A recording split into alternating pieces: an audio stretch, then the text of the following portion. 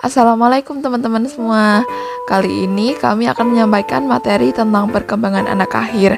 Materi ini akan disampaikan oleh Anindita Tesanovelli, Muda Zarofania, dan Yuni Zulfiana.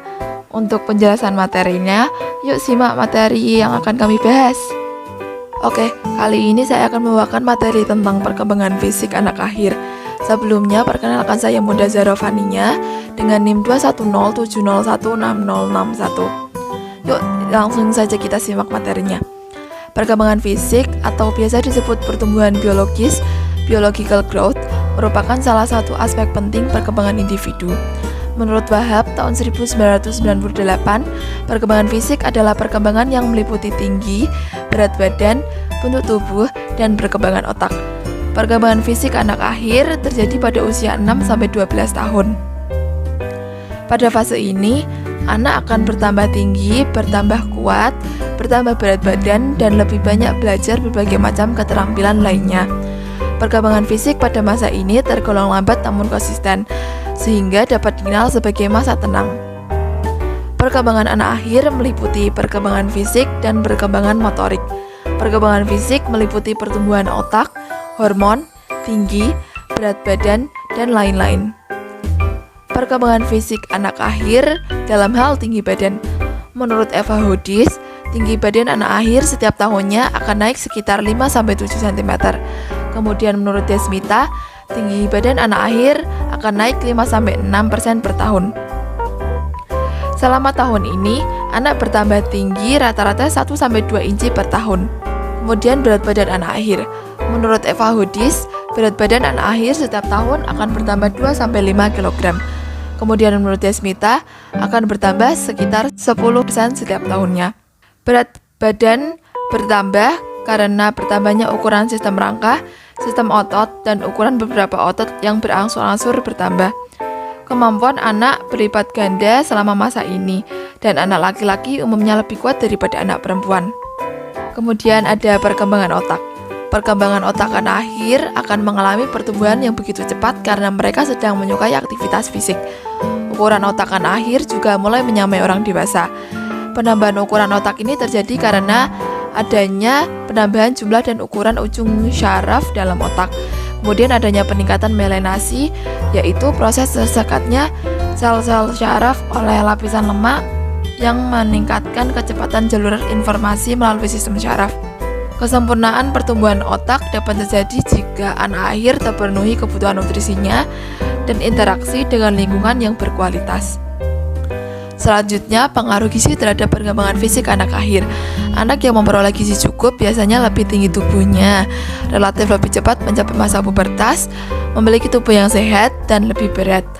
Sedangkan anak yang kekurangan gizi akan mengalami gangguan perkembangan fisik dan motorik yang terlambat. Perkembangan motorik anak akhir. Perkembangan motorik merupakan proses perkembangan kemampuan gerak seseorang, baik itu motorik kasar maupun motorik halus.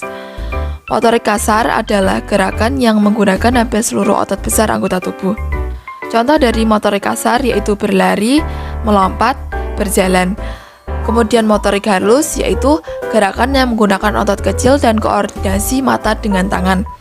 Contohnya yaitu menggambar, menulis, atau memainkan alat mainan. Pada usia ini, anak banyak belajar berbagai macam koordinasi fisiomotorik. Aktivitas-aktivitas sensomotorik telah dapat diintegrasi menjadi kegiatan penting untuk belajar menulis dan melukis. Keterampilan motorik bagi anak akhir merupakan suatu aktivitas yang menyenangkan. Hal ini disebabkan otot-otot mereka mulai menemukan fungsinya, sehingga mereka tidak dapat duduk atau diam dalam waktu yang lama. Perkembangan motorik menurut Desmita, pada anak akhir usia 6 tahun, mulai berkembang koordinasi antara mata dan tangan yang dibutuhkan untuk membidik, melempar, dan menangkap. Kemudian untuk anak usia 7 tahun, anak lebih menyukai pensil warna daripada krayon untuk melukis. Untuk usia 8-10 tahun, anak menggunakan tangan dengan bebas, mudah, dan tepat. Koordinasi motorik halus pun mulai berkembang, contohnya yaitu menulis dengan baik. Kemudian untuk anak usia 10-12 tahun, anak mulai memiliki keterampilan manipulatif seperti orang dewasa. Mereka mulai melakukan gerakan yang kompleks, rumit, dan cepat untuk menghasilkan karya kerajinan atau bermain alat musik tertentu. Kesimpulan yang dapat saya sampaikan yaitu perkembangan fisik motorik merupakan satu kesatuan yang tidak dapat dipisahkan karena keduanya saling berkaitan. Perkembangan motorik merupakan peran utama dalam tercapainya perkembangan fisik yang baik. Sekian materi yang saya sampaikan tentang perkembangan fisik anak akhir. Untuk materi yang selanjutnya akan disampaikan oleh teman saya. Terima kasih. Assalamualaikum warahmatullahi wabarakatuh. Sebelumnya perkenalkan, nama saya Yuni Zulfiana dengan NIM 21070160662 akan menjelaskan mengenai perkembangan kognitif, operasional konkret, dan karakteristiknya. Pengertian dari perkembangan kognitif. Secara sederhana, kognitif adalah apa yang diketahui dan apa yang dipikirkan oleh seseorang. Sedangkan perkembangan kognitif adalah suatu proses atau tahap pengenalan terhadap segala sesuatu yang berasal dari lingkungan individu dan menjadikannya bagian tak terpisahkan dari keseluruhan perilaku individu dalam proses kehidupannya. Tahapan perkembangan kognitif. Piaget mengungkapkan bahwa masa kanak-kanak akhir memulai tahap operasional konkret dalam berpikir yaitu 7-11 tahun. Di sini terjadi perubahan konsep dari yang awalnya samar-samar dan tidak jelas menjadi lebih konkret. Selanjutnya, perkembangan kognitif menggambarkan bagaimana kemampuan berpikir anak berkembang dan berfungsi. Kemampuan berpikir ditandai dengan adanya aktivitas-aktivitas mental seperti mengingat, memahami, dan mampu menyelesaikan masalah. Proses kognitifnya bukan lagi egosentris atau yang merasa benar sendiri, tetapi lebih logis, berdasarkan pada logika. Selanjutnya adalah karakteristik tahap operasional konkret. Yang pertama, mampu mengelompokkan objek atau situasi tertentu dan mengurutkan sesuatu. Yang kedua, kemampuan mengingat dan berpikir logis semakin meningkat. Ketiga, memahami konsep sebab akibat secara rasional dan sistematis. Selanjutnya, yang keempat, mulai dapat belajar membaca dan matematika, serta sikap egosentrisnya berkurang secara perlahan. Terima kasih. Selanjutnya akan dijelaskan oleh Tessa.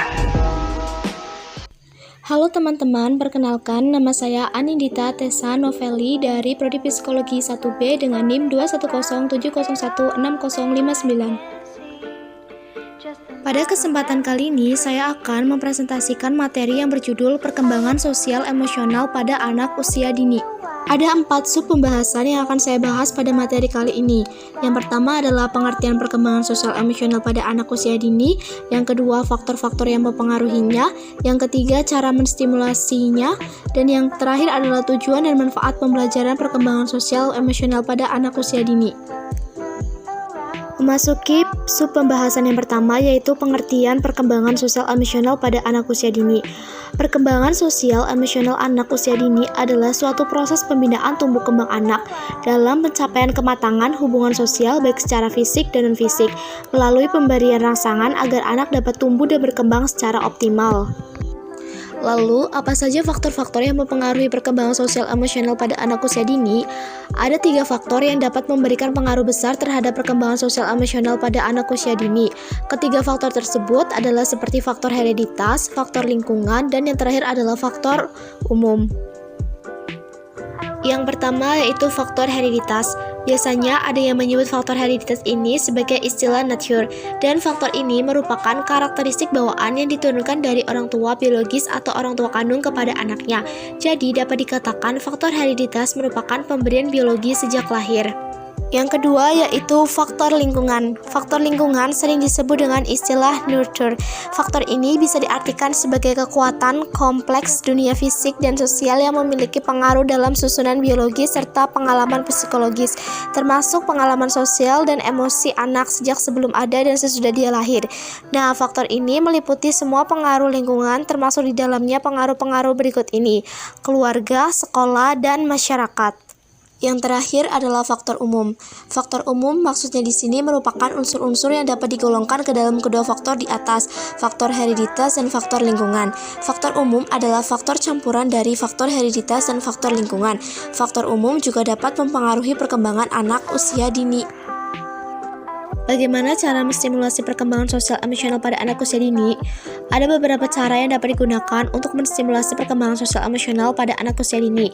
Berikut beberapa cara yang dapat digunakan. 1. Orang tua atau pengasuh menunjukkan cinta kasih, dekat dengan anak, responsif, dan bisa membantu anak dalam kesulitan.